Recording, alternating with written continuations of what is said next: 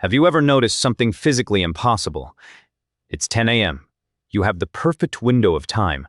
No meetings, no errands, just the one task that actually matters for your future. You sit down, you take a breath, and then it happens. A phantom itch in your pocket. A sudden, urgent need to check the weather in a city you don't live in. A deep, soul-crushing fatigue that only appears when you try to be productive. Now, contrast that with 11 p.m. You're lying in bed, exhausted. You open an app just for a second. Suddenly, it's 1 a.m. You aren't tired anymore. You've just consumed 400 pieces of short-form content. You are a high-performance focus machine for nothing, but a broken engine for everything. Most people think this is a character flaw. They call it laziness. They call it low willpower. But what if I told you that from a biological perspective, your brain is actually working perfectly? What if I told you that your inability to focus is not a malfunction, but a highly sophisticated survival mechanism that has been hijacked by a $500 billion industry? By the end of this video, you will understand the internal predator theory, a psychological concept that explains why the harder you try to focus, the faster your mind runs away. And I'm going to show you the one visual trigger that top-tier performers use to lock into flow states. A trick that has nothing to do with your mind and everything to do with your eyes. The lie of willpower and the gatekeeper. We have been sold a dangerous myth that focus is a muscle you can simply flex through discipline. If you want to lose weight, you eat less. If you want to lift more, you train harder. So logically, if you want to focus, you should just try harder, right? Wrong. In psychology, there is a phenomenon called ironic process theory. It's the white bear problem. If I tell you right now, whatever you do, do not think about a white bear. What is the first thing that enters your mind? The bear. When you tell your brain focus on the work, your brain hears there is a struggle happening here. It begins to scan for an exit. It treats your work like a prison cell and your phone like a key. Here is the secret psychology doesn't tell the general public. Attention is not a choice. It is a filter. Inside your brain, there is a gatekeeper called the pulvinar nucleus. It's a small part of the thalamus that acts like a high-security bouncer at a nightclub. Outside the door, there are a million signals. The temperature of the room, the sound of a car passing, the memory of that embarrassing thing you said in 2014. The gatekeeper decides who gets in. The problem? You aren't the owner of the club.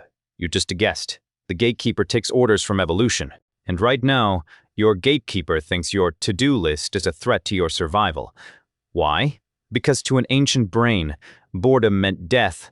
If nothing was happening, you were either failing to find food or failing to spot a predator. In a few minutes, I'm going to show you how modern apps have figured out the backdoor code to bypass this gatekeeper. But first, we need to talk about the invisible drain that is making you feel tired before you even start. The Zeigarnik effect and mental drag. Have you ever felt brain fog, even though you haven't done any hard work all day? This is what psychologists call cognitive load. Imagine your computer. If you have one tab open, it's fast. If you have 50 tabs open in the background, even if you aren't looking at them, the computer slows down. It gets hot. The battery dies. Your brain has open tabs you don't even know about. This is the Zeigarnik effect. Our brains are wired to remember uncompleted tasks much more vividly than completed ones. That unsent text message? It's a tab. The laundry you haven't folded? It's a tab. The vague, I should probably work out thought? It's a tab. You aren't bad at focusing. You're trying to run a high-definition program on a brain that is already using 95% of its CPU to keep those background tabs running. This is why you feel lazy. It's not a lack of fuel. It's too much drag. Most productivity gurus tell you to just start, but starting a new task while those tabs are open is like trying to build a skyscraper on top of a swamp. It will sink. Anticipation. Later, I'll give you a 2-minute system flush technique to close these tabs instantly. But first, we have to address the most uncomfortable truth of the 21st century. Why your brain is actually addicted to the very thing that is destroying it. The dopamine hijack and the boredom doorway. We live in an attention economy. Your focus is the most valuable resource on Earth, more valuable than oil or gold. Every app you use is designed by attention engineers. They use a psychological principle called variable reward schedules. It's the same logic used in slot machines. You don't know when you'll see something interesting, so you keep checking. You think you're checking your phone because you're bored. You are checking your phone because your brain is terrified of the drop. When you focus on a single task, your dopamine levels are flat. It's stable. It's boring. To a brain evolved for survival, boredom feels like physical danger. This is why sitting in silence feels loud. You are experiencing dopamine withdrawal. Most people flee this feeling immediately. They check the phone. They relieve the itch. But in doing so, they strengthen the addiction.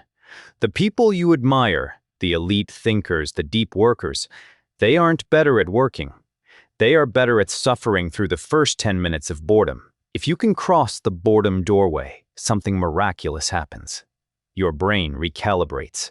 The gatekeeper finally lets the work in, but most of us turn back right before the door opens. The solution and the eye trick.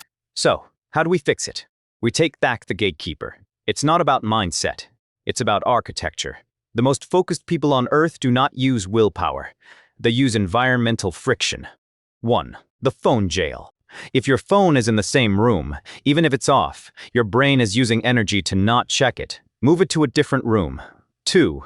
The 2-minute flush. Write down every open tab before you work. Close the Zeigarnik loops on paper so your brain can release them. 3. The eye trick. Here is the biological hack I promised. Your brain follows your eyes. When your vision is wide, scanning the room, your nervous system is in alert, distract mode. When you narrow your visual field to a single point, a perceptual window, your brain triggers the release of acetylcholine, ACH, the chemical of focus.